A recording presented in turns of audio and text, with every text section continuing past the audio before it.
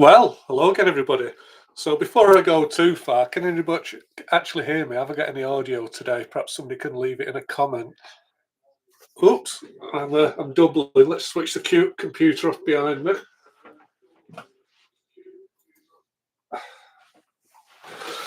Okay, so that proves it. We have got some audio today. So, okay, what we're going to be looking at today is this Bush radio. And for those playing along at home, it's a Bush MB60. Now, this radio was actually very, very kindly donated to me from one of my friends, Paul. Paul, better known as Cody's, who's probably must be the world's, certainly the UK's. I'm going to go for the world's leading expert on Bush radios. I don't think anybody, not Bush radios, on Roberts radios. Sorry, Paul, he'll be spinning in his non-existent grave there.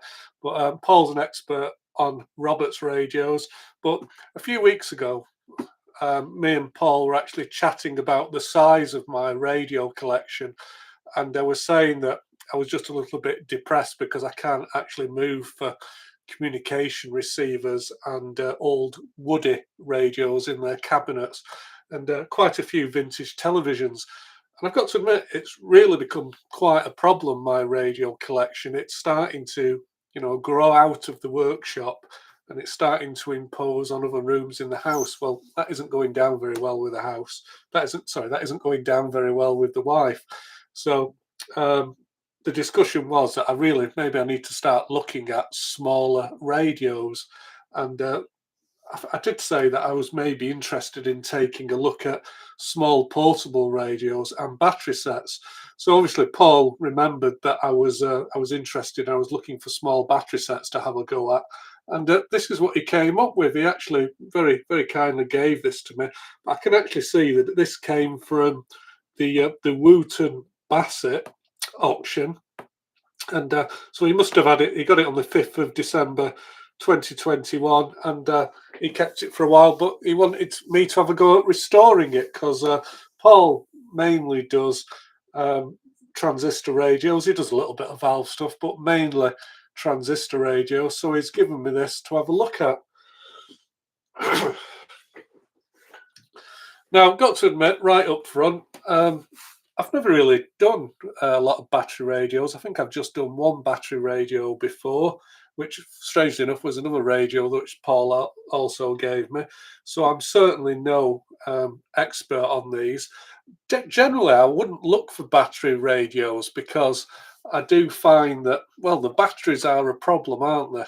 And in fact, that's probably one of the reasons why you see a lot of battery radios just going so cheaply.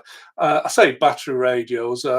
Again, I haven't given you all the information because the thing about this is that it's a battery valve radio, so it's not a transistor radio. I think. Racing Demon Mike's just said that it looks like it's a valve. Yes, it is a valve version of the very popular Bush TR82, but this is the Bush MB60. Now, it's my understanding that this is the first Bush radio that had this. I'm not sure if it would have a name. What would you call this style of radio?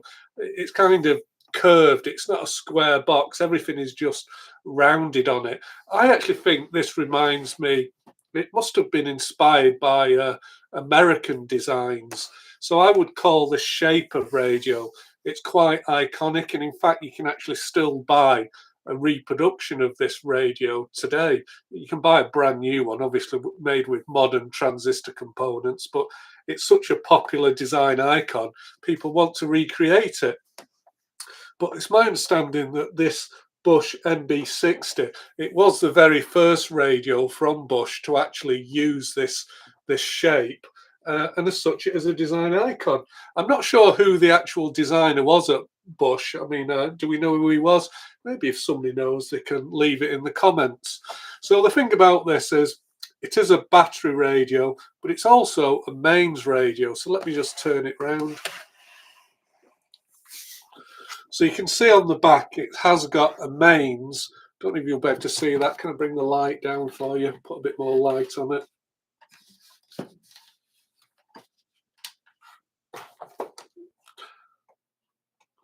Okay, hopefully you can see that. it's got a 2-pin mains connector, so it's got no earth, it's just a 2-pin connector, and I would call that something like a figure of 8 connector, but unfortunately it isn't the type of figure of eight connector that we're used to seeing on things like, you know, Japanese radios and tape decks and things like that. So it's actually slightly, the connector's actually wider, the pins I think are maybe on a 1/2 inch pitch rather than being metric. So I did actually try to fit a standard figure of 8 connector, and I'm afraid it's just too small, or that basically the socket here is too big to fit a figure of 8.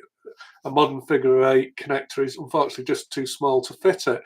So that does present us with one of kind of the problems today, in that I'm not sure how to power it up. Okay, so Paul Cody's has just put a comment there that it was saying it's designed, founded by David Ogle.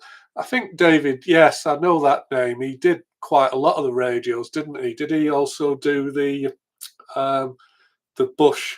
I think he did. Didn't he do the DAC 90 and the Bush DAC 10? I try not to mention the Bush DAC 90s here. Nobody wants to hear about Bush DAC 90s, do they? Fortunately, Simon Spies isn't here for me to wind up today, so I normally like to do that. So that's the radio we're going to be looking at today. Now, unfortunately, we don't have any fancy whiz-bang cameras. Just got the one camera, which is stuck on top of my computer. We're going to have to make do with that. But I thought, rather than watching me repair a valve radio, I thought maybe we could have a go at something else today, because we've got quite a few people in the room. I thought I could maybe make you people work for your money, as it were. So I thought I could let you guys repair it. Now, I might do the work, but I think maybe you guys can tell me what we're going to do on it. We'll give that a go. We'll see how it works. Now, I've put a link in the show notes. I've put a Dropbox link, so you can actually take a copy of the circuit diagram there. It's just a circuit diagram. Or I've also put a link in the show notes to the trader sheet. You can download it from the Radio Museum. For those of you that have access to the trader sheets, I think it's 1403. So 1403 is the trader sheet for this radio. So I think I probably brought you up to speed there with everything you need to know about the radio. I think one of the first challenges, and the thing that I'm most worried about, is I did have a look at this radio a little while ago and immediately came to a standstill because I haven't been able to get this this tuning dial off, this knob, because it seems to be stuck on. One of the brights fell off it, which I've taped onto the front of it so we don't lose it. But I've got to remove this, and unfortunately it's recessed, so it's quite difficult to get anything under it. But the material itself, it's that type of it's clear plastic, as you can see, but I suspect that it's quite lightly constructed. The walls on this thing are relatively thin because you see through it, and I think it's probably going to be pretty brittle.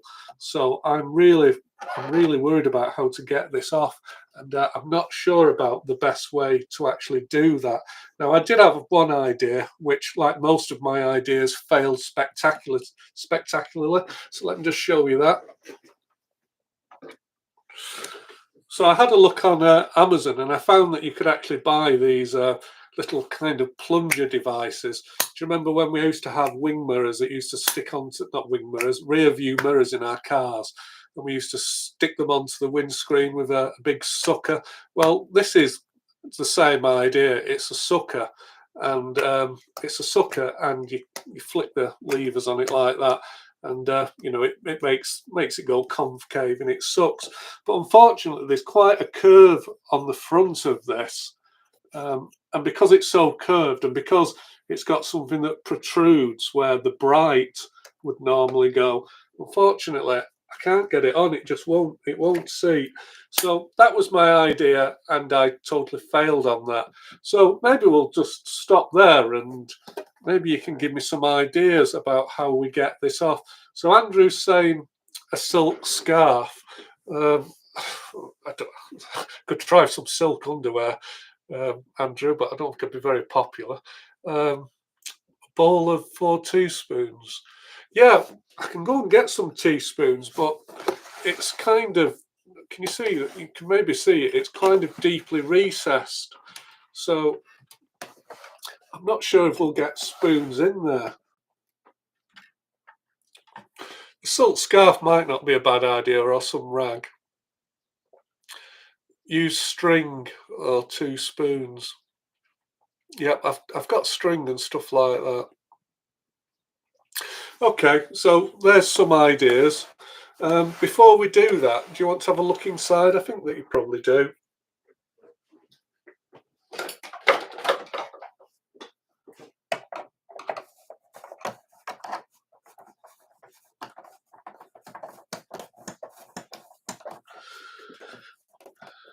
Now, I should probably also say that I'm not planning on doing a restoration, so we're not going to be changing hundreds of capacitors today. I think it's probably better to call this maybe a resurrection, because before I put too much work into a radio, I kind of like to know that it's going to be a goer. You know, I want to make sure that, you know, the output transformer isn't burnt out, although to be quite honest, I've got no worries about rewinding things like output transformers, but we want to make sure things like the speakers are good and the output transformers good. Obviously, IF cores can be cracked or damaged. All these things are repairable, but sometimes it does just depend how much work you want to put into these things. Now, I mentioned earlier that this was a battery. I think I said it's a battery, and it's also a main set. So there's a couple of interesting features we can maybe talk about here. So the first of all is the actual batteries. Now, I'm used to seeing the big PP9 batteries, but they were 9 volts. This would have had 2 batteries in it, and I'm not exactly sure what they were. Going back to the service information, it actually tells you that it was an ever-ready. I think I've got a note of it here. It says it's an ever-ready combined dry battery, and it gives a number of it as the type B147, an ever-ready B147. Now, one thing is, I did have a look online, and I wasn't able to actually find an ever-ready B147. So again, if any of you have any pictures or any information on that, that would be useful. But it also kind of goes on to say that a B147 is one battery. But to me, this looks as though it has 2 battery connections. So I'm guessing one of these would be for the high tension, which in this case is 90 volts. So although it's got what I would call a PP9 clip on it, this is a 90 volt battery. And we've also got another battery connection here. Well, I'm guessing it's a battery connection. We've got something that looks as though that was maybe one terminal of the battery, and this yellow wire coming off it is a single core cable, and that terminates on the chassis, but it has got a couple of electrode connections at the bottom here. I'm kind of guessing that this one was probably the low tension and that this one is the high tension, but I'm not actually sure. Okay, so Mike's just saying that one half of the battery would be for the high tension and the other half is low tension. Yeah, well, I'm aware of that, but normally when I've seen combined batteries of that nature, they don't have separate plugs on it, and I don't really see how that battery would actually fit into this case. It looks as though it would take a battery in this compartment here, which I'm guessing was a high tension because it's bigger, it would have more cells in it, and that the battery that went here was a low tension battery. So yeah, I'm not exactly sure.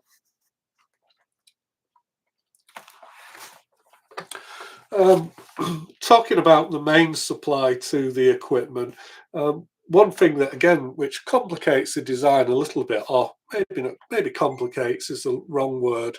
The fact that it's interesting is that when you actually have to insert the main cable here, the mains power cable to it, obviously you don't want mains connected while you physically got batteries connected, because well, probably the mains kind of voltage would back charge into the batteries. These are dry batteries, so it wouldn't do them any good.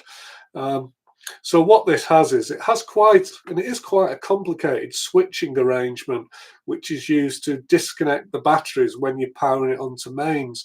So I don't know if you can see there, there's like a little tab, and that tab is protruding into where the figure of 8 connector would go. Well, if I actually just press that tab, again, I don't know if you'll see it, it might not come out very well on the camera, but basically this lever goes up and down, and it connects and disconnects the actual battery. So whenever you plug the mains cable in, the batteries are disconnected. So that's quite an interesting design feature as well.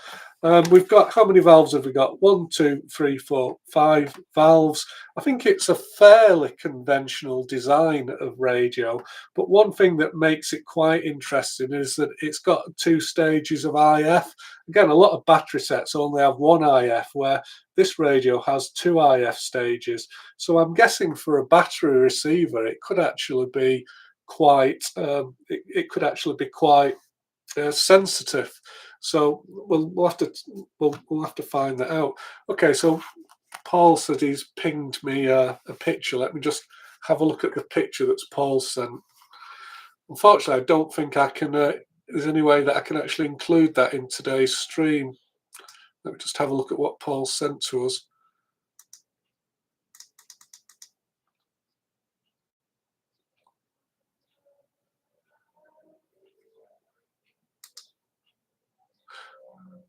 Okay, so the battery is kind of a long, thin affair. Right, okay.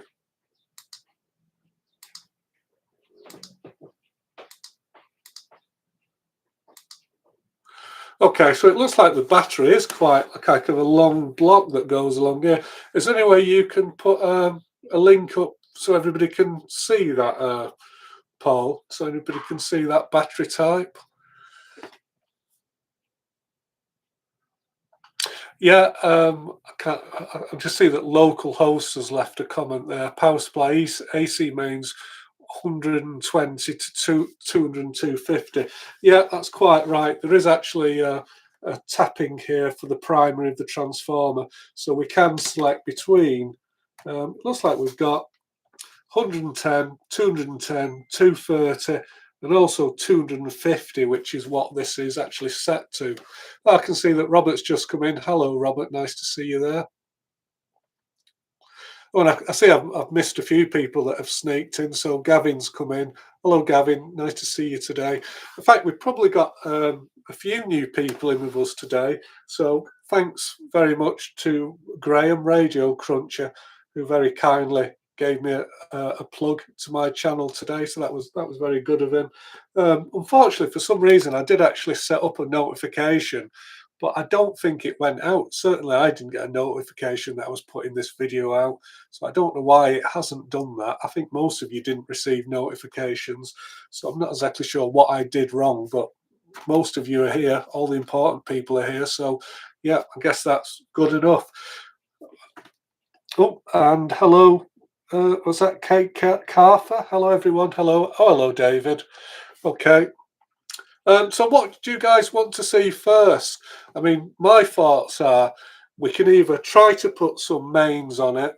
What we'll have to do to put mains on it is we'll have to somehow override this interlock, which we can do by, I don't know, maybe just jamming some cardboard in or a piece of wood. We can probably jam this little switch open to put it into mains operation. So we can have a go at that. Or alternatively, we can actually also just put some DC onto it. Now, I do have some high voltage DC power supplies, so I can actually feed this from a separate I can actually feed it from 2 separate DC power supplies. So again, what do you want to do? Because I said you guys were going to do the restoration for this today, or certainly I was going to let you guys direct me. So I'll let you argue about it for a minute of what's the first thing you want to see.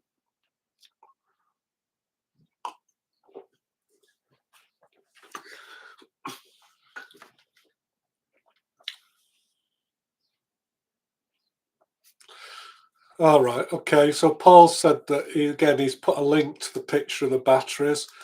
Let me just see if I can see that.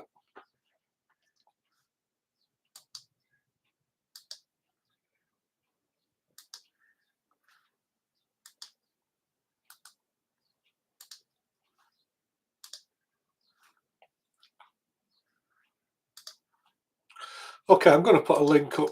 Thanks, Paul. So hopefully, if you click on that link, you should be able to see what the batteries look like for this radio.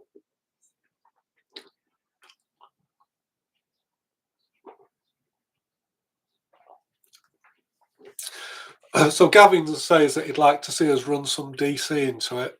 Yeah, we can do that. That's one option. I kind of think it might be a little bit safer to run some DC into it.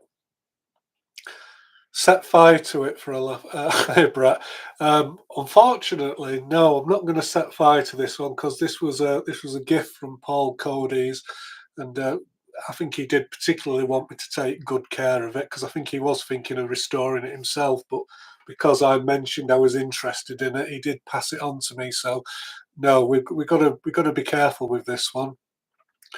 Check the condition of the power supply caps. Yeah, I think that's probably a good call. I think that's probably a good place to start.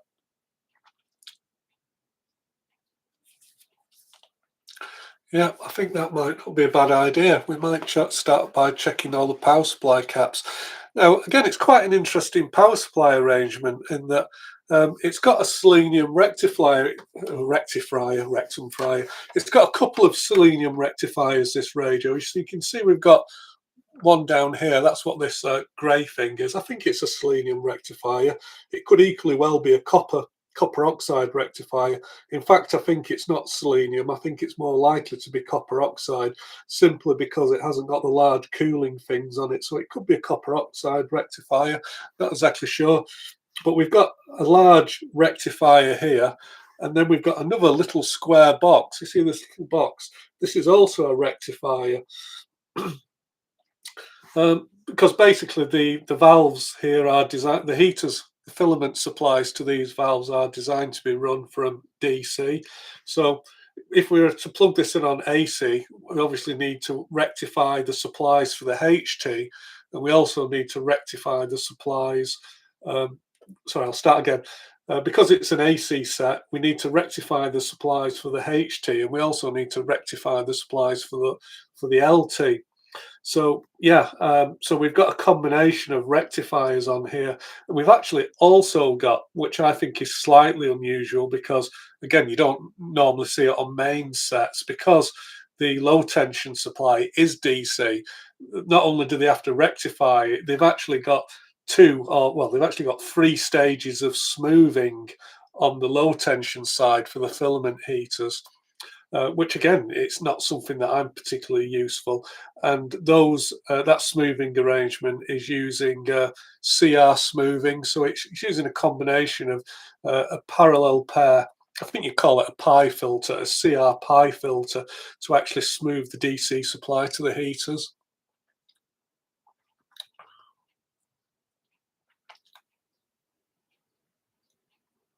Rectum fryer.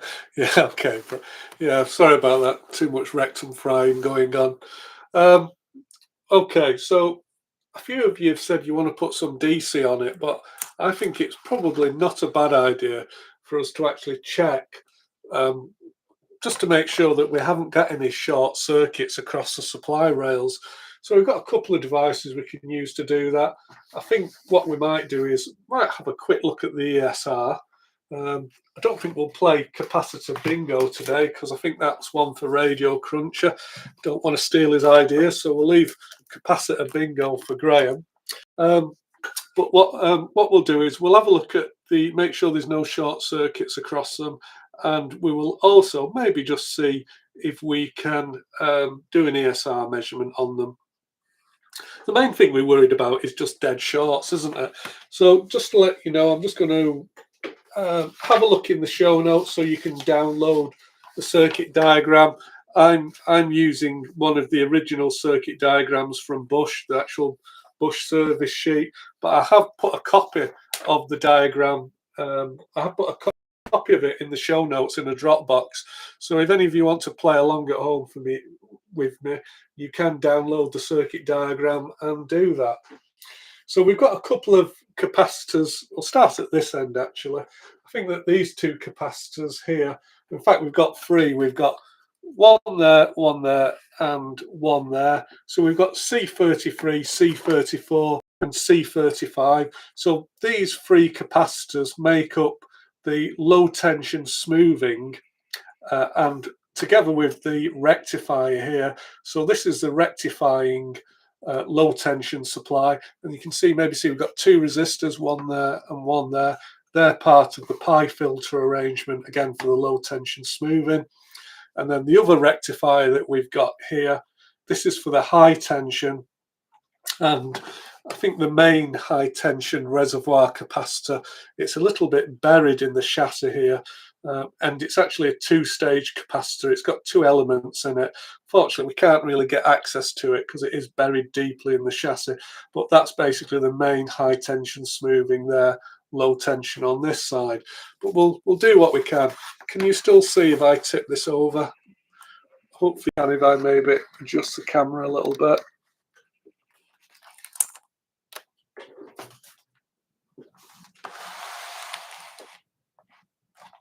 Okay, I think you can see there, can't you?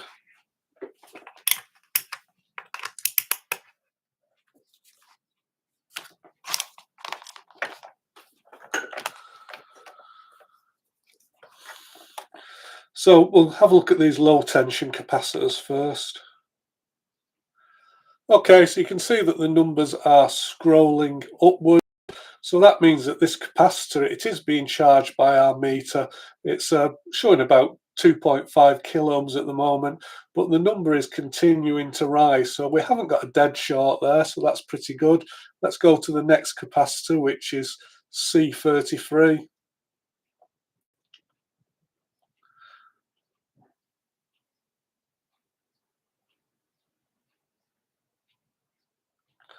Again, interestingly enough, that one seems to be falling, but I think that's okay. It's not a dead short.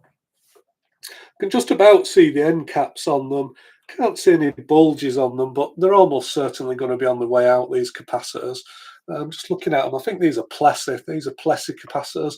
While we're in there, let's have a look at the CR smoothing resistors. If I'm reading them right, I think they're 10 ohms. Yep, that one's 10 ohms. And that one's 10 ohms. My experience of battery sets is that quite often they will just work, and that's because most battery set radios got very little use. People bought them and then they quickly found that they couldn't afford the cost of the batteries. I suppose that might not be the case for this radio, because obviously having a mains option, people could have just plugged it in on a cable. But if you just have a radio that's purely a battery set, most of them didn't get any use because, yeah, batteries were expensive back in the day, and they didn't last particularly long because the batteries were relatively small to make the radio compatible. Okay, let's go on to C35 now.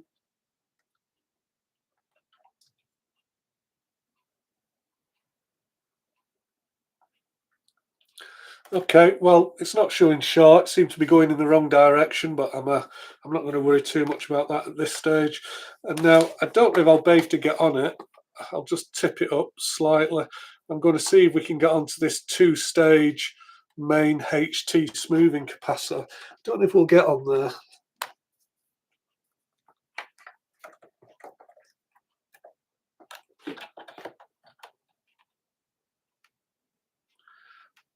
Okay, 5K and increasing.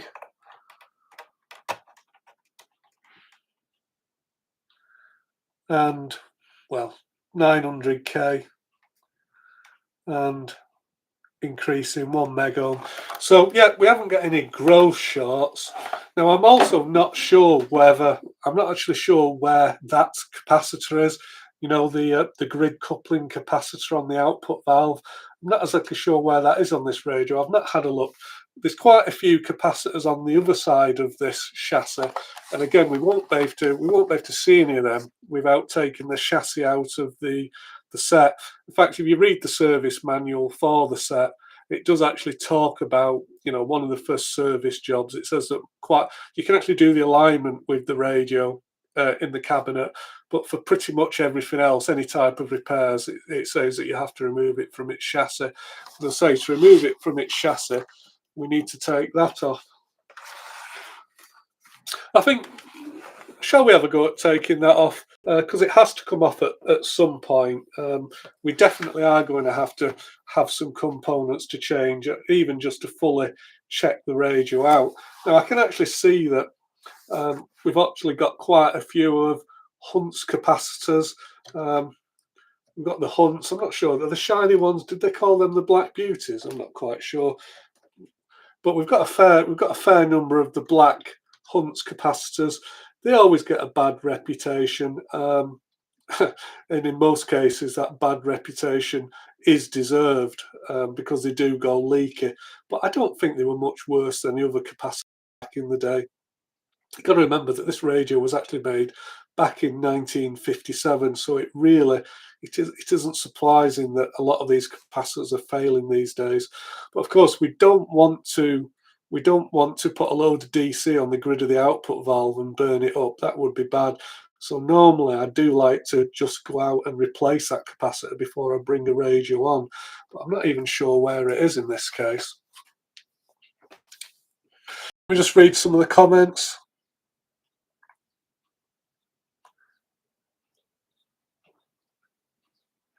Check for HT cap leakage. Yeah, the capacitors actually, I can't see any bulges on them. I think we've got what looks like, I was going to call this a TCC capacitor. This one definitely shows sign of leakage. I can see that the end cap here looks a bit gummy and brown and stained. So I think maybe something has leaked out of it. I was going to call this TCC, but oh, it is TCC, British. Fortunately, it's got a clip on it, so I can't quite read it. But yeah, this is the only capacitor which kind of looks particularly bad. It's yeah, it's definitely a bit sticky and oily. So yeah, that one's seen better days. But the other ones, well, all I'm saying is I can't see any obvious times. The end caps haven't bulged off, so that's good. And really the same for these other capacitors. The ones that I can see, these capacitors here, I mean, yeah, they look a little bit dirty, but they're not cracked in half. I think they might be. Are they? I was going to call them mold seals, but I'm not actually sure they are. I think, yeah, they maybe are mold seals because they've got that, well, the distinctive mold line that runs down the middle of them. So they could be mold seal capacitors. Not exactly sure, but certainly they haven't broken in half, which that's a good thing because that seems to be the failure mode. You actually touch them and the whole capacitor just falls in two. Well, they are actually intact.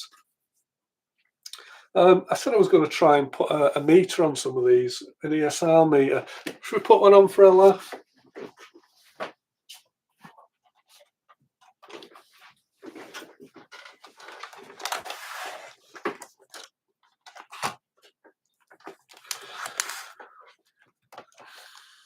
Not sure if these will measure because they've got some fairly low resistance resistors which are shunting them, so I don't know if these will come up.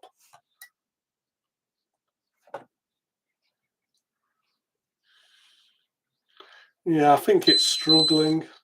Oh, actually, no, it has come up. I think these are about 1,000 microfarads, and it's come up as 984.32 microfarad ES. Sorry, 0.3, not 0.32 ohms ESR. So that isn't ridiculous. That one might come up the same though, because I think we're being shunted. Okay, that one's not measuring, so I don't think it likes the resistor there.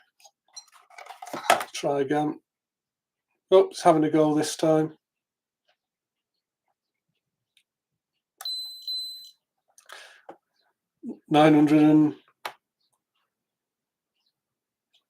That's 9,760.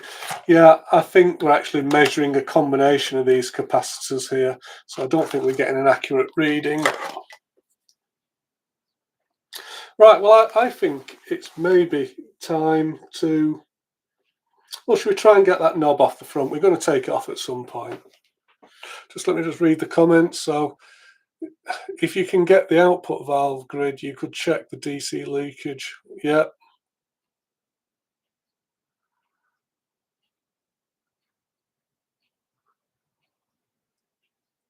Paul said, when old houses were electrified before World War II, it was seen as a replacement for gas lighting rather than a general.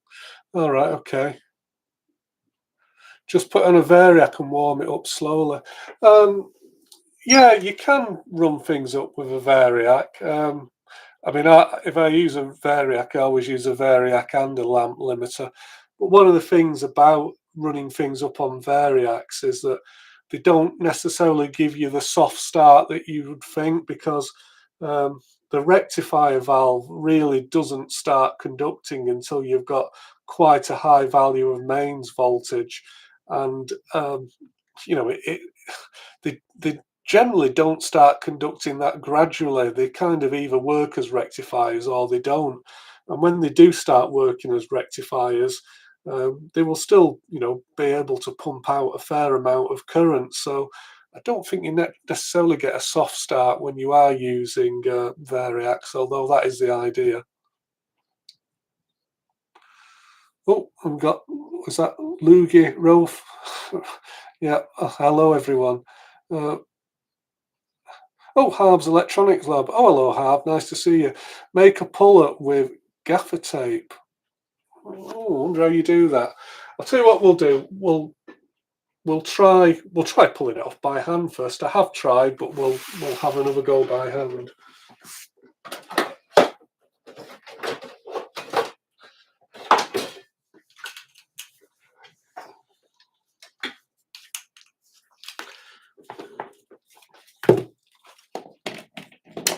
Now, I don't know if it's the case, but a few people have told me that these dials are very, very fragile, that they will crack as soon as you look at them. So one of the things that they said that you can do is if you apply some heat, it will slightly soften it, and it might just help stop it from cracking. So I'm going to take that advice before I start pulling on it. So I'm going to use my little heat gun here, backed off at a fair distance. Should we just try and warm it up first?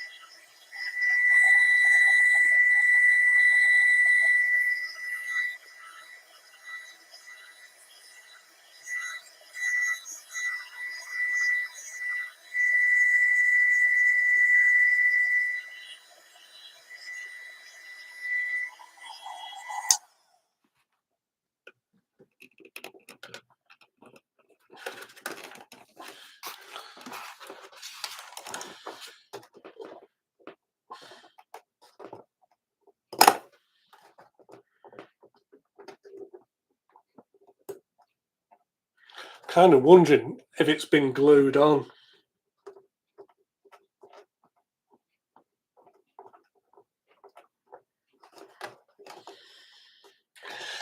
It's really solid, that, guys.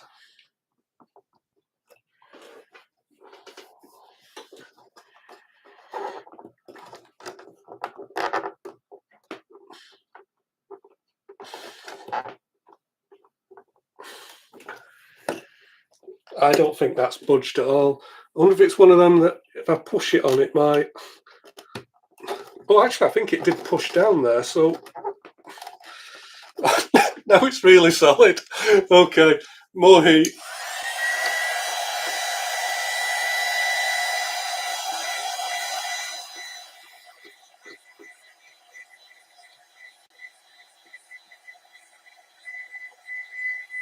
Hey, come on, guys, this is about as exciting as valve radios get, isn't it?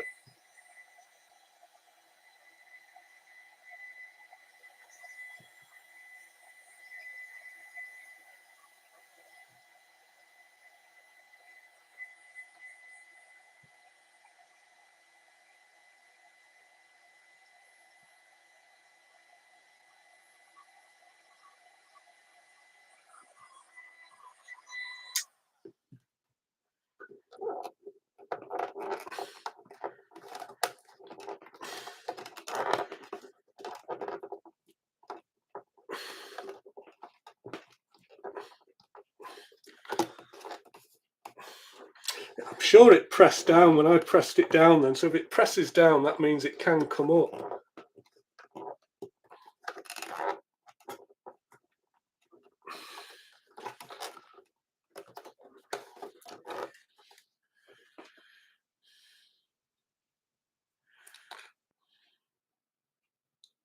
The pin, what's that? You're saying local host? The pin in the middle goes out first. Sorry, what are you telling me there? Am I missing something? I haven't got to undo something, have I? Can I spray WD-40 behind it? I'm a little bit worried to spray stuff onto it because, again, I don't know if anybody knows. I don't know what this dial lettering is on here. So my thoughts was, because I don't know what it is, because I don't actually know what this dial is made of. If I go spraying chemicals on it, I could ruin the dial face. So yeah, that's why I haven't done it.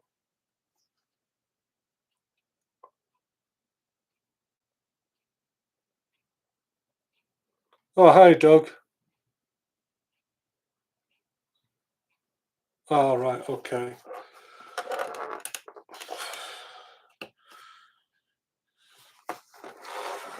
I think when I pressed it down, it did actually go down.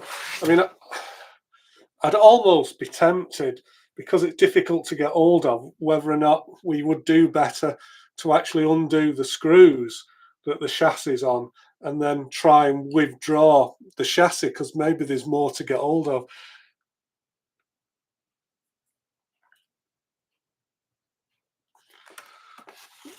I tell you what, let me go and see if I can get a rag. A few people have said piece of silk. Well, I don't think it has to be as fine as a piece of silk, but I think we can maybe get a handkerchief or something under it. Back in a moment. I'll leave you there just a moment. You can ponder the best way to get this off.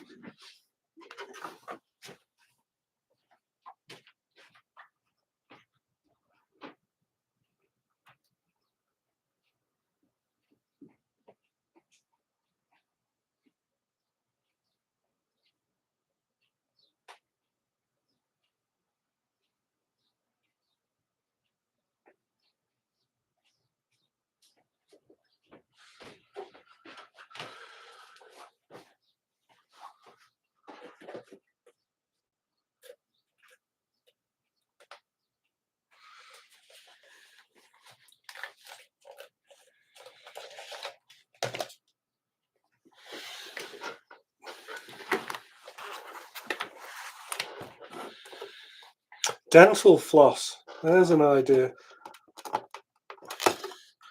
I'm wondering if we can maybe put shims under it and try warming it up again. Get enough shims around it.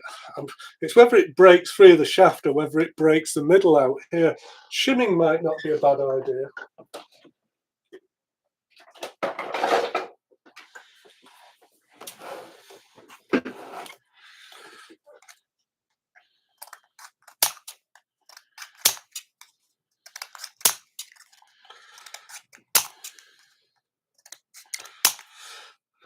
I'm not sure if this makes for very riveting Sunday viewing, but well, thanks for joining me anyway.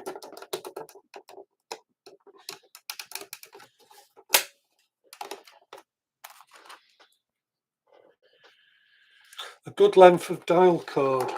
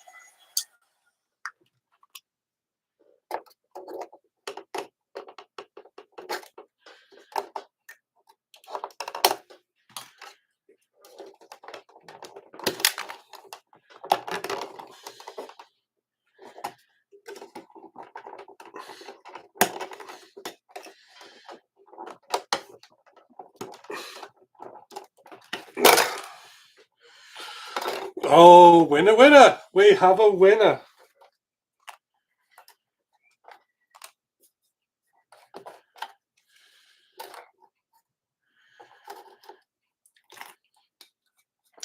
There we go.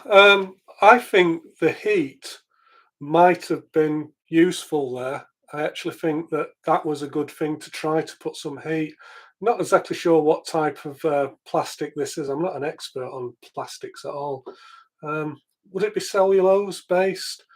What was the clear plastic they used to use on radio dials? The words are going out of my head. It was an early form of plastic, wasn't it? Was it cellulose? What was the stuff that film was made out of? Celluloid, is it? I'm not sure. Could this be celluloid? Not exactly sure. Some of those old plastics are quite flammable. Just looking at it, it's got some nice little design features on here.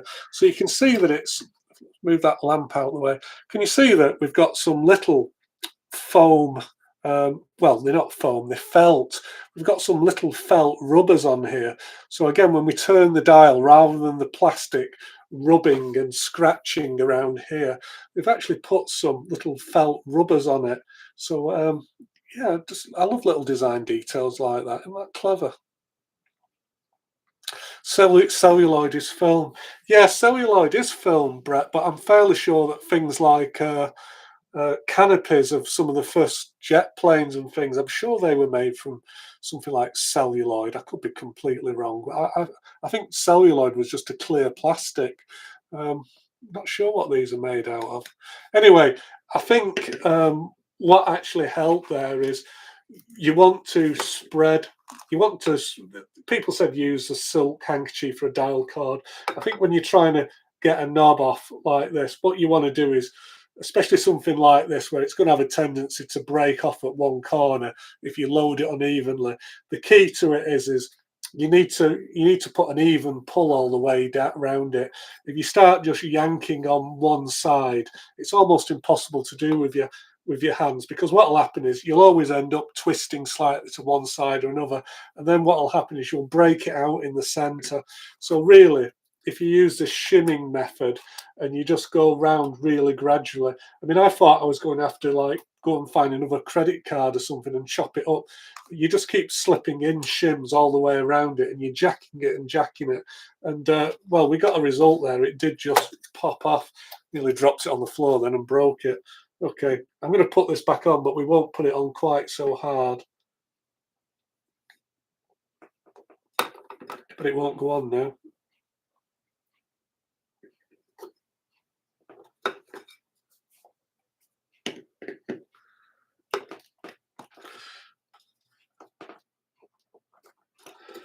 I think once they've been off once, you can get them off. Once they've been off once, I think you can get them off fairly easily. It's just a matter of just breaking that bond of dirt and rubbish and goo that collects in them over 50 years. So I think that'll pull off easy enough now. So anyway, we know we can get that off now. So it means that if we need to get the radio chassis out, which we will do, I don't know if we'll get it out today, because again, the whole idea was just to put some power on this today and see if it works. We can take the chassis out and we can look at changing out all those old mold seal capacitors, because we know that a lot of them are going to be bad. Yeah, check the indent as an angle. I was trying to do that, Paul. I think it's lined up. Right, I'm going to keep these shims. Might have to use them again at some point in the future. I'll put them in my little collection of spudger devices. Didn't need the handkerchief.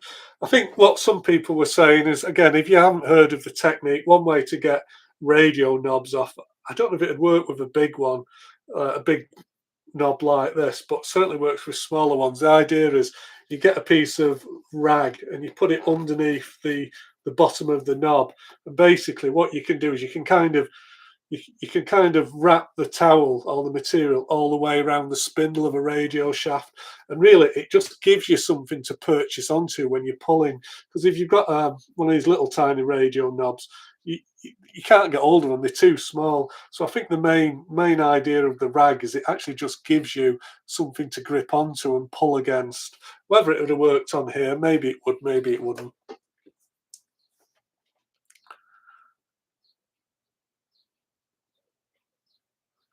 So just reading through the chat there. Oh, hi from the Radio Cruncher channel. Hello, hello from all the people who've come to me from the Radio Cruncher channel.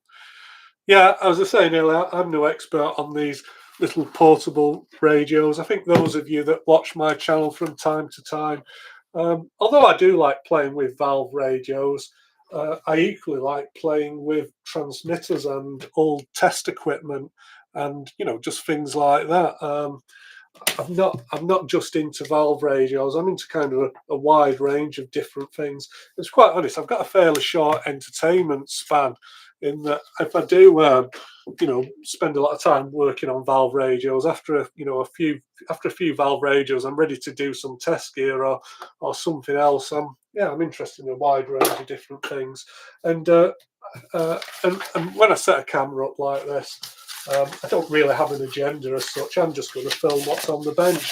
Whatever happens to be on my bench, that's what we're going to look at on any particular day. And as it happens today, we've got the Bush radio. Okay, so I think we're going to put some power on it now. I think we're at that time. So just to go back, which way did we say we want to do it? Do you want me to put some AC power onto it, or do we want to try and run it up with some DC power supplies? I don't think it'll make a huge amount of difference, to be quite honest. I think we can do either. Oh, did you remember the custard creams, Theo? Oh, that was Mike, doesn't it? Hello, yeah, sorry. Yeah, Theo, did you get the custard creams? I was going to share them with everybody, you see. Okay, right, okay. No, there's a no on the custard creams then. Right, okay, back to the radio. So, AC starting low and winding it up.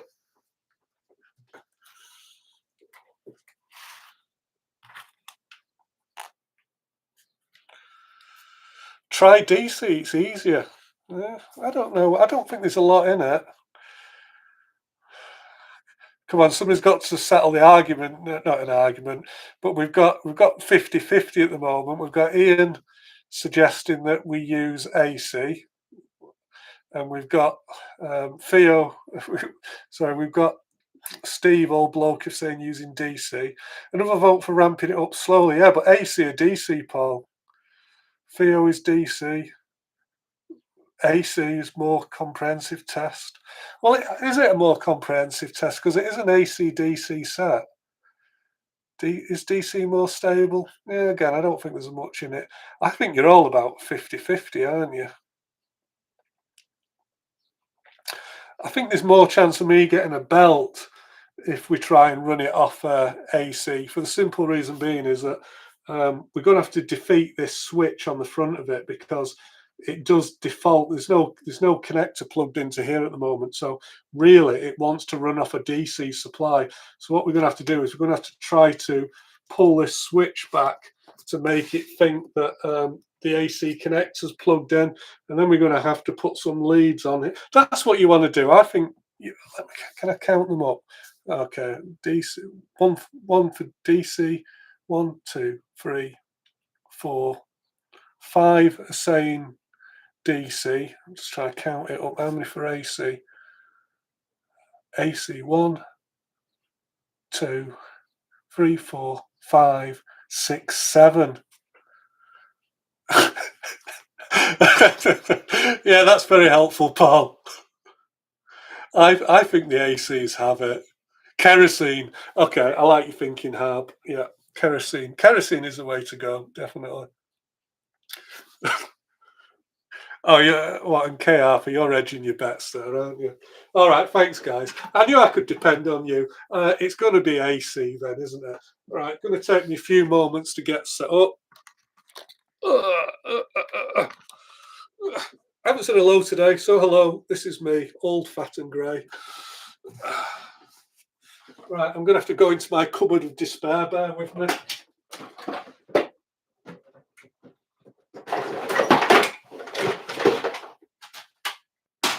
Going to need a little bit of that.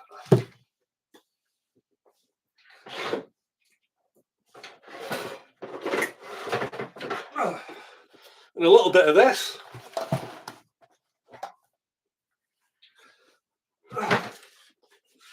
Bit of wall wart maybe.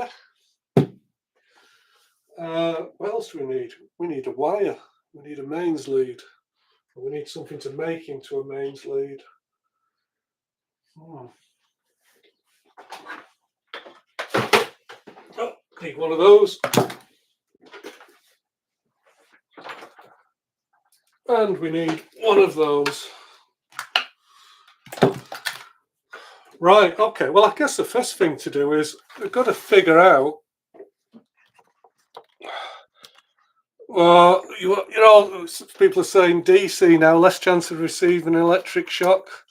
Yeah, that's very true, but let's face it, you all want to see me get an electric shock, don't you? So, which is all part of the game, isn't it? Got to love a variac, yeah, we got to love a variac. Right, I'm just wondering, these bits of plastic that I got before, can I actually cut these up and jam them into this connector to try to shim this selector switch? No, I'm just wondering if there's any way to fit like an override bar in it or clip it.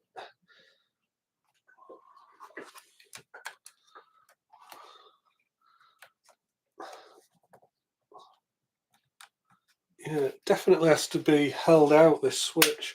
I don't know if I've brought you in well enough. Let me see if I can, will you focus? Okay, I want to show you that. So, oh, where's it gone? It's all upside down to me. Right, okay, so there's the mains input connector, and you can see that the mains input connector there, it's got this piece of plastic which protrudes inside of it. So this is a battery interlock. It's designed to stop us from charging up the battery accidentally, because these are dry cells. So we've got a series of wafer switches down here. I'll put a bit more light on it. So the idea is when you put this connector in, this switch slides back and it turns off the batteries, disconnects the batteries, and puts the transformer into circuit. And it is actually quite a complicated switching arrangement. If those of you have had a look at the circuit diagram, you can see that I think there's at least 5 or 6 switches which are associated with this switching between battery and main selection. So yeah, quite an interesting little feature that.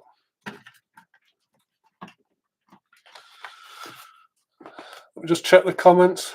Everybody likes a bang. Yeah, we do. Everybody likes a bang. That's very true. Oh, Benji's here. What's happening? Not a lot, Benji. I'm just debating the best way to power up this Bush radio, and I think we've taken a group decision on it that we're going to plug it into the mains and see what happens. I can see we've got Colin in the room. Oh, and Gavin. Oh, and Dom. Hi, Dom. Thanks for everybody that's just sneaking in there. Right, okay, so we need to try to put this into AC operating mode. We've got to make it think it's got a mains connector in. So I can think to do is got to try to shim, again, more shims today. Got to try to shim this out.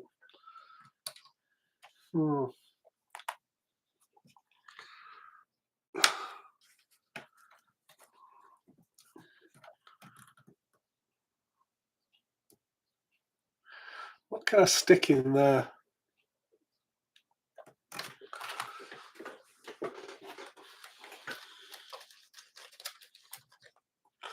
Well, I think it might be, yeah, I think it might be more shimming.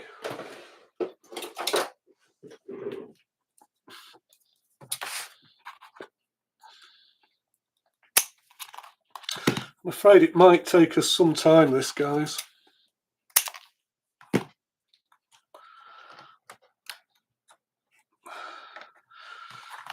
There's one shim in.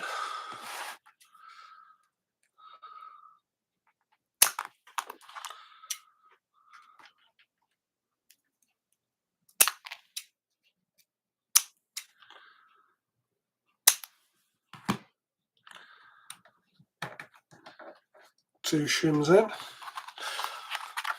I suppose I could put a shout out, because some of you never know, in your junk boxes you might have a mains lead for this. I'm not sure. I think my friend Andrew Aushofer, he seems to be a bit of an expert on what mains lead fit what.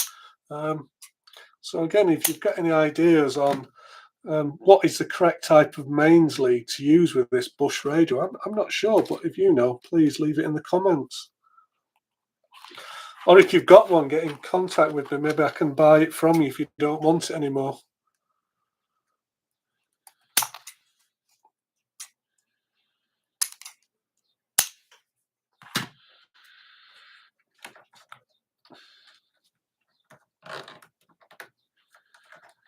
Okay, I think we've done it there.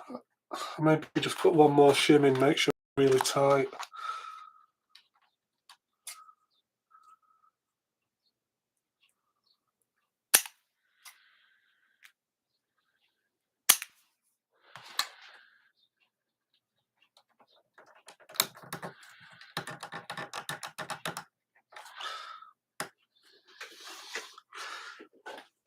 Okay, that switch is very tightly now. It's not going to, them shims aren't going to come out there, I don't think. Oh, and Paul's attached a picture for me to look at of the original mains connector. It's a shame I can't share the pictures with this. Oh, hello, Steve. From Steve's Vintage Long Stay Workshop. Yeah, I think Steve's you're often to be found on the Vintage Electronics channel, aren't you, Steve, with Andy on a Sunday. Unfortunately, I have actually doubled with Andy on the Vintage Electronics channel. So if you're bored watching me, go and have a look at the Vintage Electronics channel, because he's got a valve radio on the bench today as well. Unfortunately, we just ended up clashing with streaming because it was a little bit of an impromptu stream today. I just thought, I've not seen you in a while, and I thought I would just come in and just say hello to everybody. Oh, hello, Simon. Nice to see you, Simon. Simon Spires has joined us, as has Steve from Steve's Vintage Electronics Long Stay Workshop, another valve radio person. So yeah, I've got a lot of scrutiny today, unfortunately. So here's the mains lead expert himself, Andrew Aushofer. So they were a purpose-made item. All right, so they are very rare. That actually made me think, actually, because I was wondering when I was pondering this video a few weeks ago whether or not I should. I've got some options. I could try to 3D print a mains lead. That's one thing I could do, but I did wonder whether or not I should actually just change this connector out for a standard figure of 8 and then find some way of defeating this main switch. I mean, the reality is this radio will never get used on battery again. The batteries aren't available, and I would be very surprised, just given the odd shape of the battery, whether or not you could actually make one yourself. Certainly, I'm not going to go to the effort of recreating a battery for it. So I did think, maybe to make the radio more usable for people, should we convert it to a modern figure of 8? But then I was also thinking that, this is somewhat of a design classic. It's an original back to 1957. I'm guessing there probably isn't that many of them around. And, should we be spoiling stuff like this by modernizing it? I'm not sure. I suspect if I look and try for long enough, I will find a connector that fits it. I mean, I'm not in a hurry to use it. I'm not sure. Again, what do you think? Do you think I should maybe convert it to a modern figure of 8 connector, or should we just stick with what we've got? I think I'd be tempted to leave it. Yeah, I think it's a little bit precious just to go messing with. Right, okay, so we need to put some power onto it. So I'm not going to be able to get anything directly onto the back of the connector, but what I can do is I can trace the wiring out and I can actually see where it goes. So I've got a red lead here, which appears to go on the top of that switch. So I think we're going to need a soldering iron.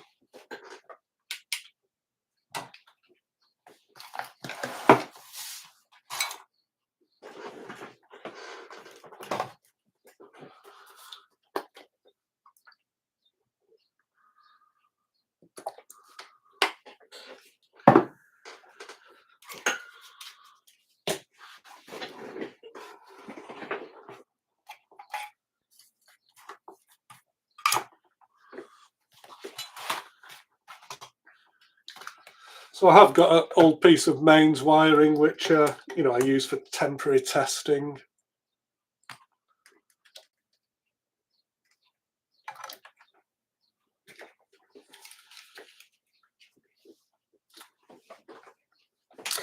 Now, of course, it's quite likely that you will get to see the fun of me taking a belt off this thing, because there's lots of lovely exposed mains wiring. In fact, the user manual does give several quite prominent warnings about telling you not to operate the set with the back removed, because of course all these mains connections on the transformer and this main selection switching, it is all exposed. So there's lots of opportunities for me to get a really nasty electric shock here, which is, let's face it, part of the game.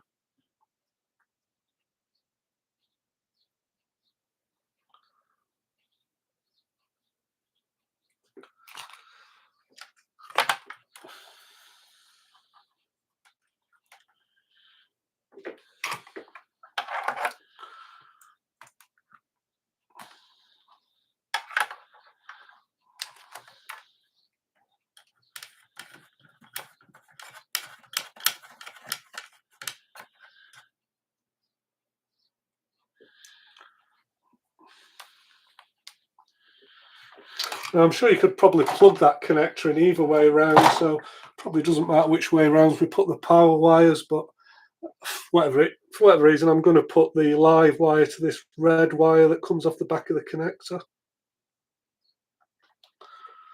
And for no other reason that the wire that came off the other side of the connector, make sure I've got the right one. I think it's blue. I think that's the one. Let me check it is that same wire, because it does disappear.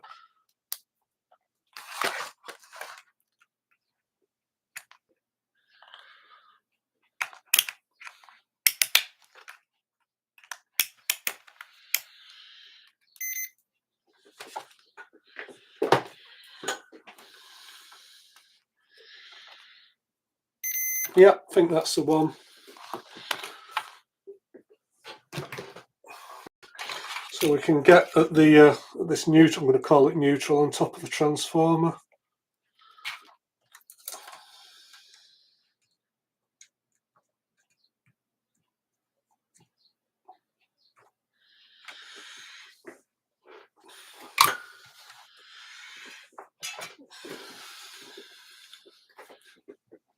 Head for the nuclear shelter. Well,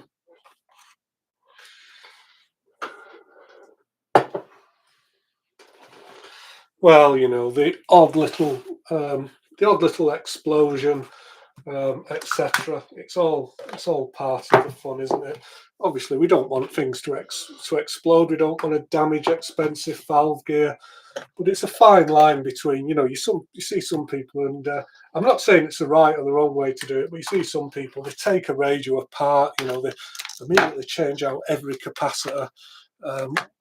Chances are you're going to end up changing out the capacitors anyway, but personally, I kind of like to put some power onto a radio and try to fault find my way through it. Now, maybe that isn't the best way of doing it, because the reality is, I mean, it's an old argument, capacitors, but my opinion is all these electrolytics, if I was going to use this radio on a regular basis, regardless of how these electrolytic capacitors test, I would probably replace them. Although saying that, these are on the low tension side, so they've only got, well, literally, I think they've only got these capacitors here have only got 1.5 volts across them, so chances are they will be fine. But certainly any of these any of these capacitors that have got a reasonable voltage across them, I'm going to change them out. You can do what you want, but I'm going to change them out, because the reality is the life of a capacitor, they were never designed to last 50 years. The reality is even modern capacitors, and they are made to a good standard. Some people say, oh, they don't build them like they used to. Well, modern capacitors are actually very good, and they're still only generally designed to last about 10 years. And I'm sure that the designers who built this probably thought the radio would last about 10 years as well. So after 70 years, capacitors need to be changed out. They're still one of the highest failing components if you actually look at them. If you look at the failure rates, capacitors are right up there. So if I was going to be using this radio, I would be changing out the electrolytics. I would especially be changing out this two-stage main smoothing HT capacitor. This one wants to be changed out. Not sure what that capacitor is for there. I haven't looked that up on the circuit diagram yet. And also these Hunts ones. The other thing that you do want to change out, especially, is the capacitor that goes across the output transformers, because these capacitors, they actually do see a very high voltage across them. You get a back EMF from the transformer primary, and they are quite highly stressed. So again, not unusual for these to go short circuit across and short out the anode of the output valve, which is never a good idea. Just noticed that it looks as though there has been some work done at this radio in the past. Looks as though somebody has bodged in some different resistors here, or capacitors. Maybe they didn't quite like the tone of the resistor. Maybe they didn't like the tone, the audio response of the output transformer. Maybe they've tried to tweak something. But I can just see a little bit of tomfoolery and bodgery that's gone on down here. Right, I'm going to carry on plugging on my Variac. I'm afraid it's quite a convoluted affair. You can see my friend Dom's in the room. I'm afraid that my lamp limiter Dom, it's just insignificant to the size of yours. Dom's got an enormous one apparently.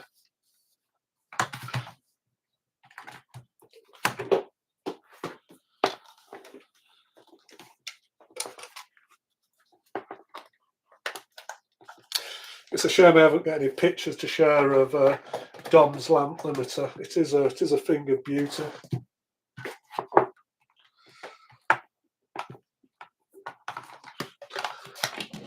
At some point, I'm probably thinking that I'd quite like to actually build a combined lamp limiter and Variac with some gauges on them, because it would be quite handy. I've got quite a lot of stuff on the bench here. It's a little bit annoying.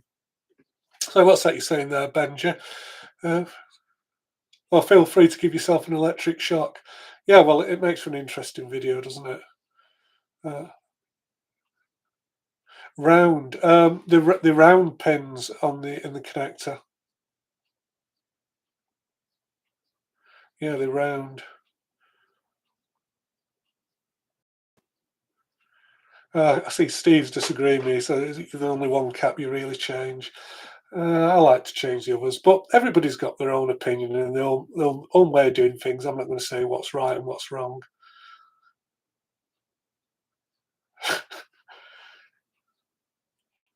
Yeah, Dave Tipton has got a nice lamp limiter affair. I have been thinking about building something like that, just for the sake of, real estate on the bench. It's somewhat of a premium, isn't it? And although I do like this Variac, it's really good, and you can't see it, but it has got output meters on it. Unfortunately, it doesn't do current. It would be nice to have a current display. In fact, that's why I tend to use this little wall wart plug-in thing, because it's got a current. You can display volts, currents, and watts on it, so it's quite useful to see if the radio is doing the wattage. Quite often they'll tell you how many watts a radio is in the trader sheet or something like that. So it's quite useful to know how much current or power your radio's drawing. And the other thing is, once you've turned the radio on, one thing you can look for is to see if that power changes, because if you get a capacitor starting to fail, of course, it will start conducting more heavily. It will draw more current from the power supply. So you might get a little bit of warning before it finally pops. So it definitely is, it is worth doing that.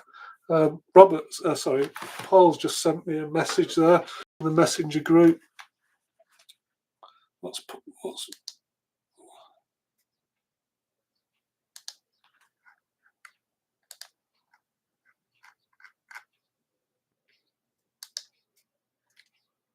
Oh, right, okay, yeah. Paul has sent me some pictures of the correct type of connector. That is a strange looking connector, and it looks as though it's kind of molded. doesn't really look as though it's designed to come apart. Oh, it has got screws on the top of it. Yeah, it has got little screws. Yeah, so it's possible. It's possible we could have a go at 3D printing a connector for it. I certainly have 3D printed connectors in the past, but one thing that can be quite hard to do when you 3D print them, it's where you get a socket from. You need to kind of take a crimp, or you need a socket of the same diameter to actually slide over these pins. And really, the socket wants to have some spring to it. If you just make them out of a piece of tubing or something like that, they don't fit tightly. So yeah, sockets can be a bit of a problem. Right, okay, so we've got the Variac on the bench. Right, I'm gonna turn it down. Now I've got the option here of powering from my normal sockets here, which is just 240 volts, or again, I don't know if you'll see it on camera. You see I've got another socket on my bench here. Well, this socket here feeds everything from an isolation transformer.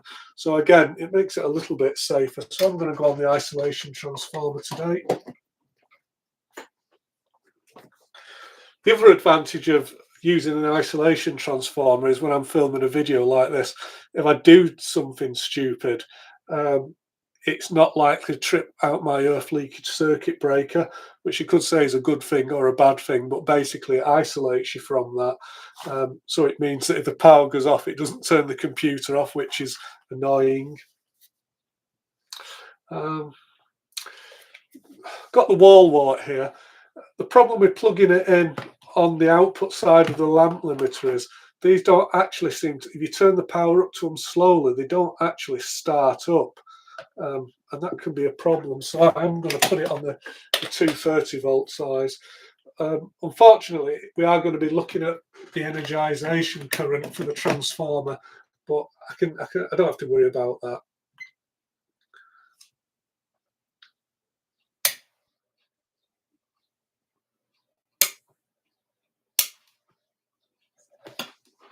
Right, okay.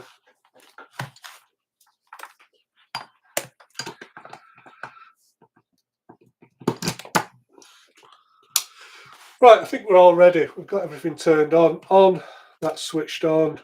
I think this is a fairly small bulb. It's a 100-watt bulb. This probably would be better to start with something like a pygmy bulb, 15, 20 watt or something. Don't have one, so I'll have to do with that. So let's start off by turning up.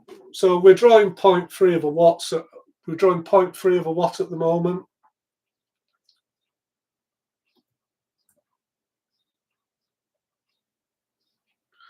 So I've got the Variac set to 40% now. Let's see if we get any AC.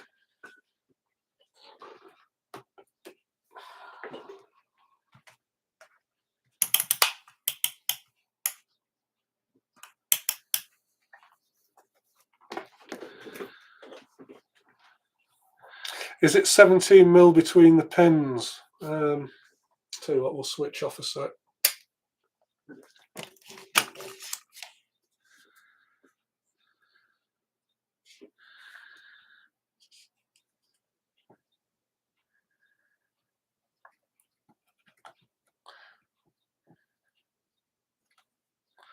No, it's 7.8 mil between the pins.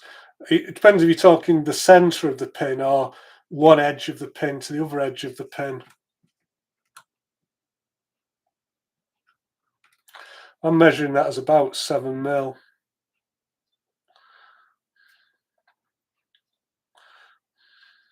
Which on here is coming up as 0.3 of an inch. If I try to go to the centres of the pins,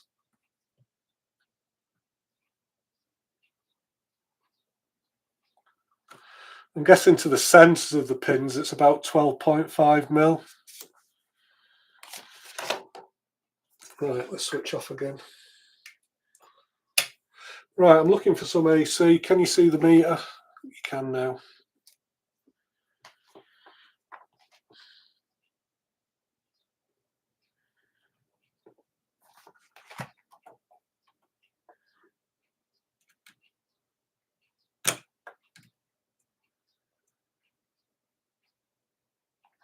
So we've got 106 volts on the set at the moment, and we're drawing 0.4 of a watts. So the radio isn't taking anything at the moment.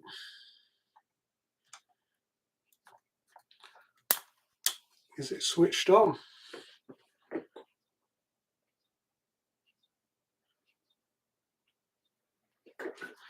Worth checking, isn't it? Yep, we are switched on.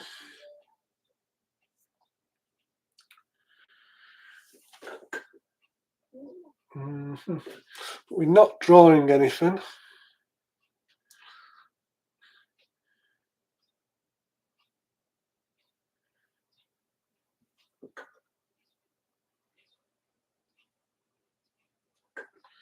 What I'd expect to see is we start to get to around 200 volts. I'm expecting to see the rectifier. That's going to start to work. So we should be drawing a bit more current. 0.6. Oh, can you hear that, ladies and gentlemen? So we're on 0.6 of a watt. Let's see how much voltage we've got on at the moment.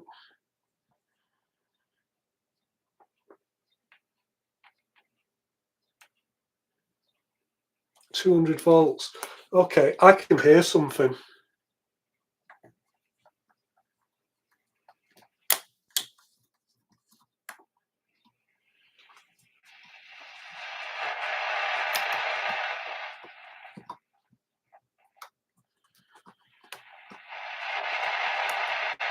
Well, we haven't got any stations, but we've got static.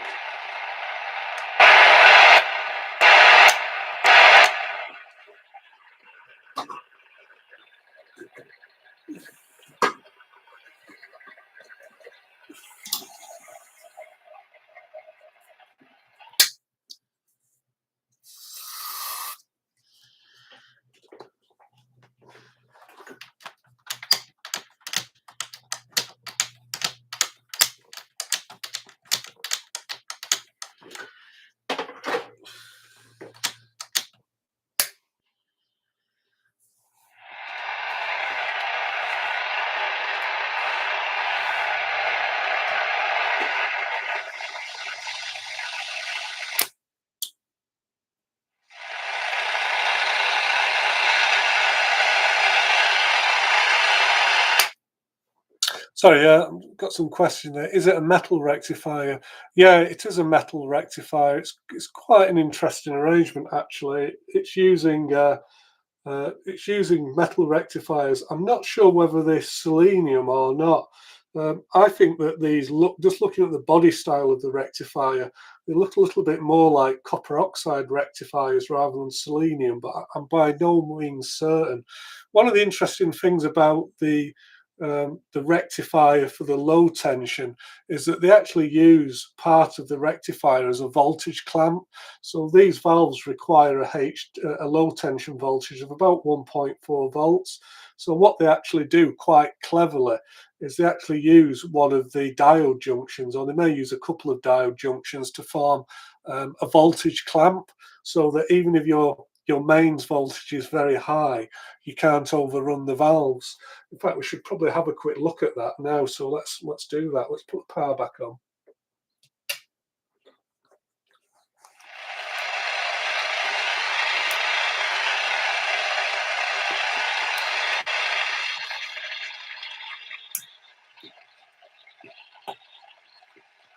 So we're going to have a look at the LT circuit now.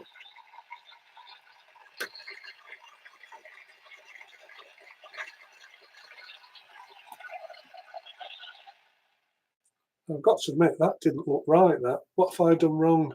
So I'm actually seeing about 3 volts there on the LT. That is wrong. I shouldn't be seeing anything like that.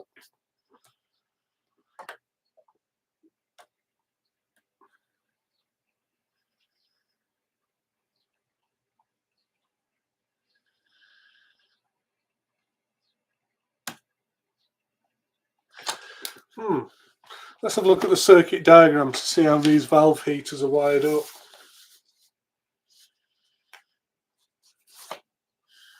Trying to work out, are they seriesed or paralleled?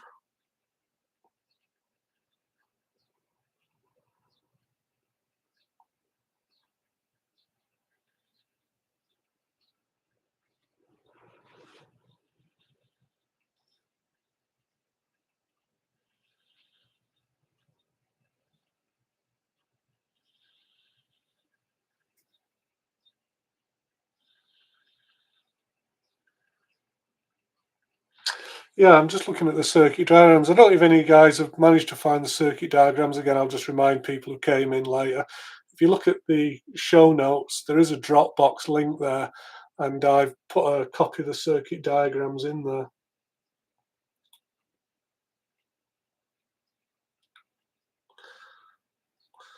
So bear with me, I'm just having a look at the circuit diagram here.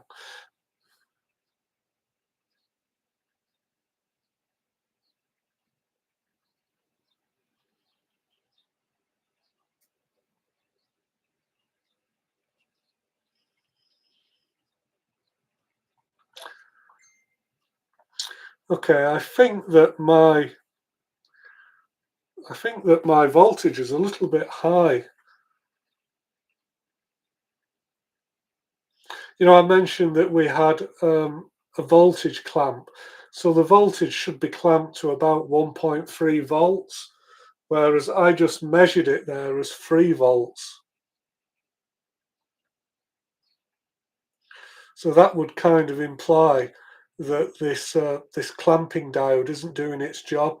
And that is, I believe, that is a common fault with these, that the clamping diode isn't working.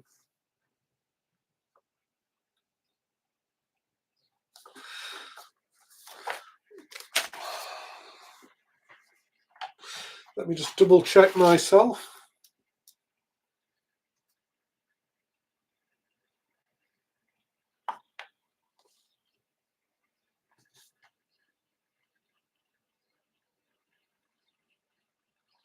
Okay, so we've got 3 volts coming off the rectifier.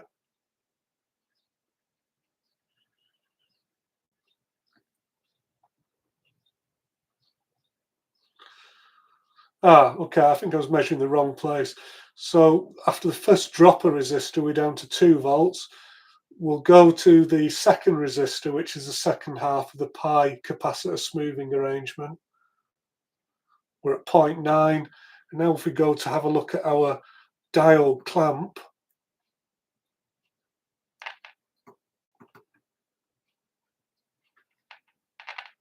we're at 0.9 of a volt, so we're okay.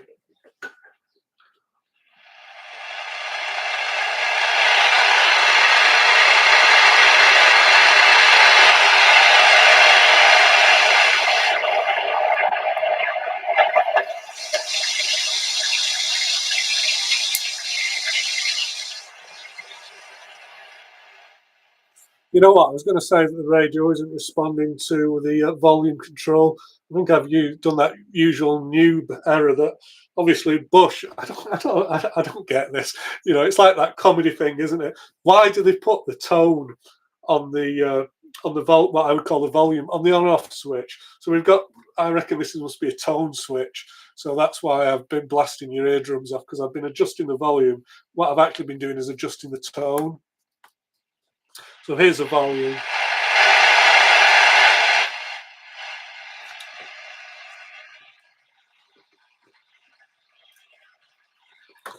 Let's put the voltage up a bit more. I'm just going to keep checking this this LT supply, because I don't want to burn out the valve filaments. Okay, right. Looks like we have got a failing rectifier here, because just touching it kills it. So we're going to have to replace that at some point.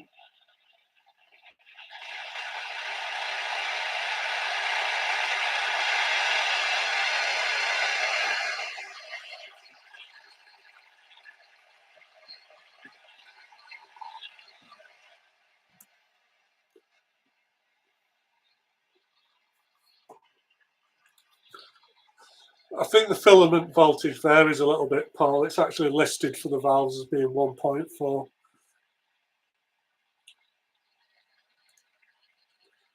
Let's just check what voltage we are for the AC. Okay,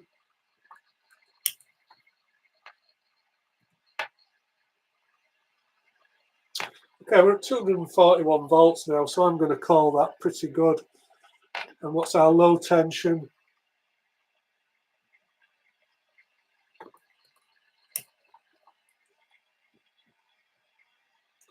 Our low tension's at 1.2 volt, which is good enough. Let's have a look at the AC ripple on our low tension. which is about 5 millivolts, which is no issue. I wonder if we can just look at the high tension now.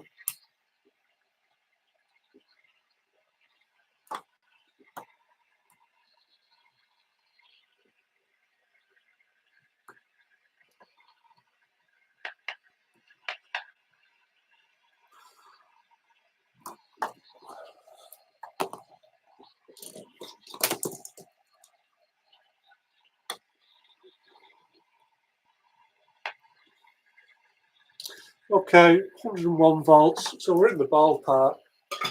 So is this radio going to tune? I bet it will.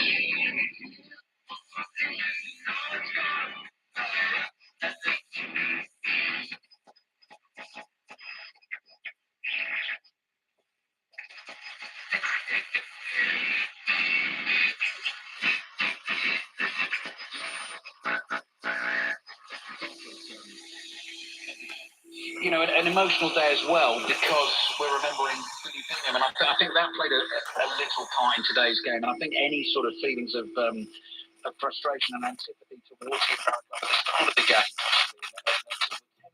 Yeah, it is working. It's well, wrong 90%. Let's just turn that down. Yeah, we're basically working there. To me, it sounds a little bit deaf, so I think it could probably benefit from some capacitor changing, some alignment. I've got some dirty pots there, very scratchy and annoying. Let's see if I can just sort them.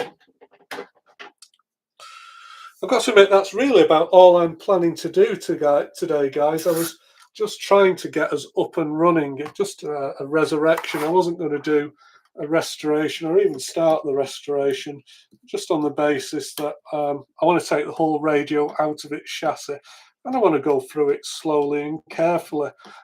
Maybe if you guys want to see this as a restoration video, and what we'll do is we'll change the capacitors and we'll do a full alignment on it. If you guys would like to see that featured as a proper series on the channel, I don't think it will be that many videos. Actually, it's not a complicated set. We could actually do that. So again, leave it in the comments if you'd like to see this radio being restored.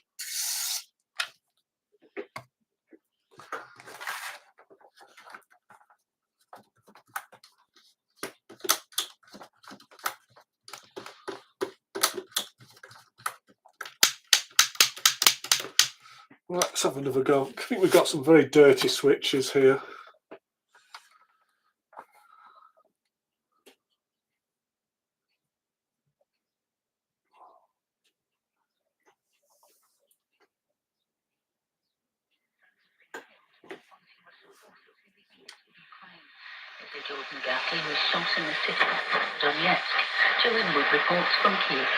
He was truly a hero and will forever be in our hearts. That was how Jordan Gatley was described by his family in an emotional social media. Yeah, you'd like to see it restored. Okay, I think that would be a good little project for us as well. I'd quite like to see this radio up and running. But certainly, we've got proof of life now, which is all I wanted to do today. I'm sure you don't need to see me changing capacitors in detail. So we've got proof of life. This radio looks like it's going to be good to go. We can get a few channels on medium wave, but sorry, we can pick up a few stations on medium wave. That's probably correct for where I am. I don't get particularly good medium wave reception in here in my room, and I think most of us don't. There's not a lot of stations I can pick up. I can only pick up maybe 2 or 3 stations on medium wave anyway, and this radio is picking them up, so we are working. Should we just try long wave?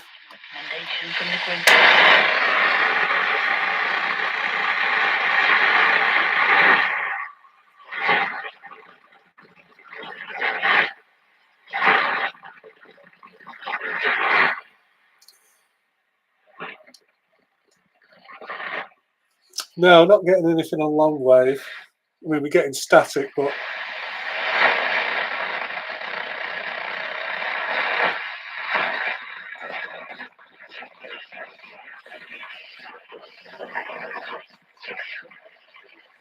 think there might be a station there right at the back.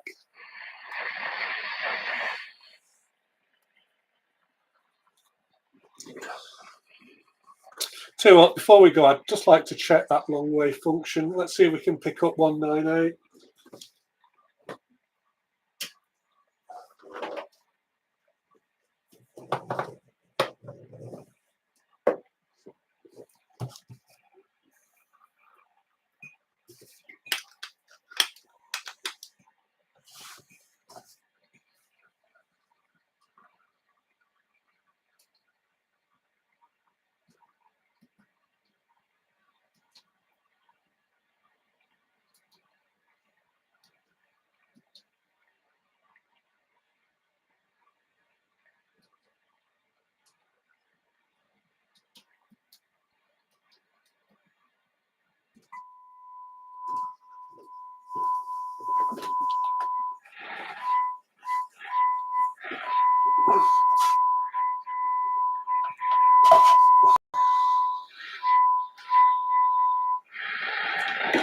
Yeah, it's very deaf on long wave.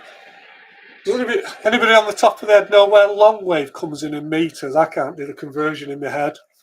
Where does long wave come in? It's coming in about 1500 meters on this. Can somebody do the conversion for me? What's long wave in meters? 198.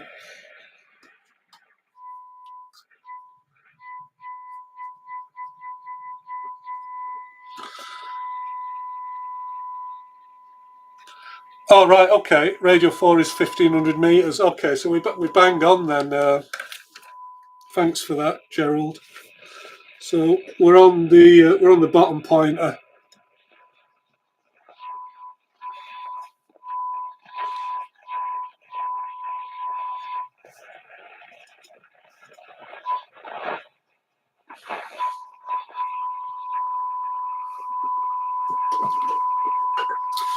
We could check medium wave while we're at it, couldn't we? Yeah, I'd say it is just over 1500 meters, so there's nothing wrong with that. But it's I would expect it to be a bit more sensitive. I've got a fair amount of power going into this loop now.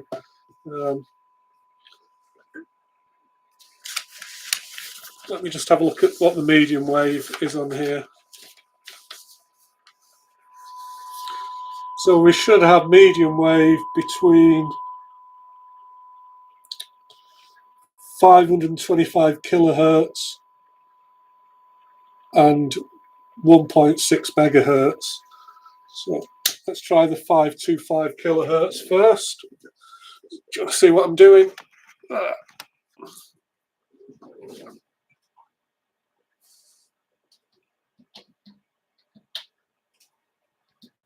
525 kilohertz.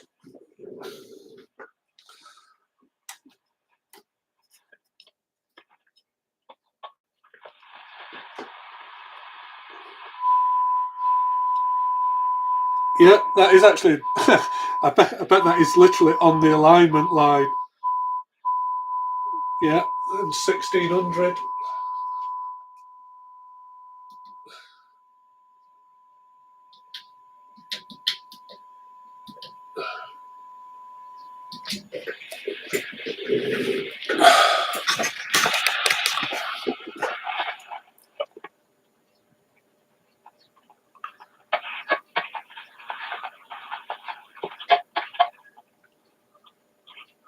Maybe just a bit out at the other side.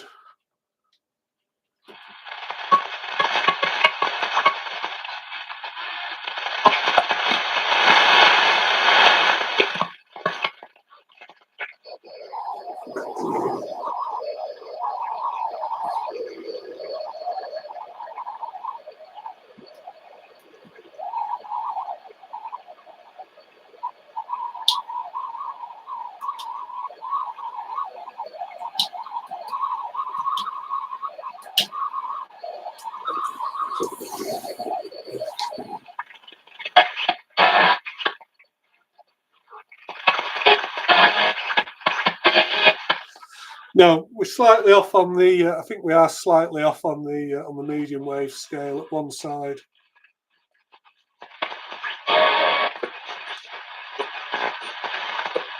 And we are one of those groups of people because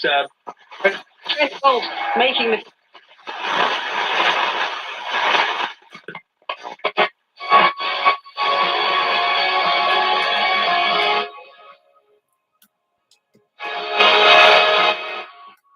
Well, okay, we've got a working radio there, so I think I've achieved what I wanted to do today. Well, a working radio. We've got a radio that's functioning to some extent, and it's now ready to do a full restoration on and a recap, etc.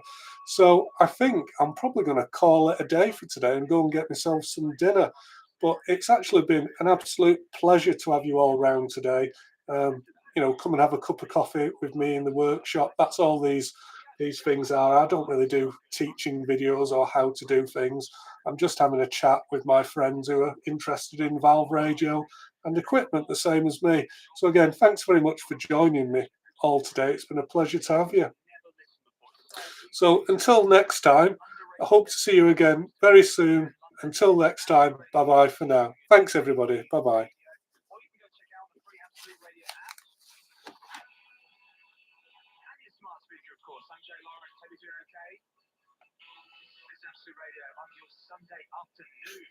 Just reading your comments. Okay. If you enjoy the video, please leave a comment or give me a thumbs up. It's always appreciated. Thanks again. Bye-bye.